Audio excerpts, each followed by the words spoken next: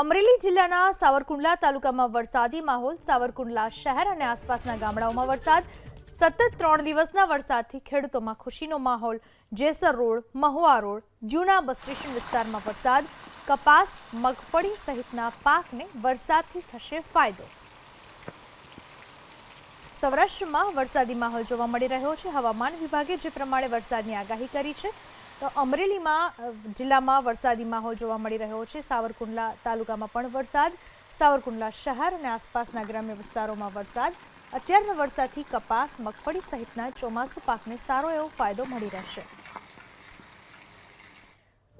તો સાથે દ્વારકાની વાત કરીએ। દ્વારકા જિલ્લામાં પણ વરસાદ શરૂ થયો। દ્વારકા શહેર અને આસપાસના વિસ્તારમાં વરસાદ। ભારે વરસાદથી રસ્તા ઉપરથી પાણી વહેતા થયા। દ્વારકા જિલ્લામાં પણ વરસાદી માહોલ શરૂ થયો છે। હવામાન વિભાગે જે પ્રમાણે વરસાદની આગાહી કરી છે તે મુજબ અમરેલી જિલ્લા અને દ્વારકા જિલ્લામાં વરસાદી માહોલ બંધાયો છે। વરસાદ વરસવાનો શરૂ થયો છે। આ તરફ દક્ષિણ ગુજરાતની વાત કરવામાં આવે, નવસારી શહેરમાં ધોધમાર વરસાદ। નવસારી શહેરના વિવિધ વિસ્તારોમાં વરસાદ। દુધિયા તળાવ, સ્ટેશન રોડ સહિતના વિસ્તારોમાં વરસાદ।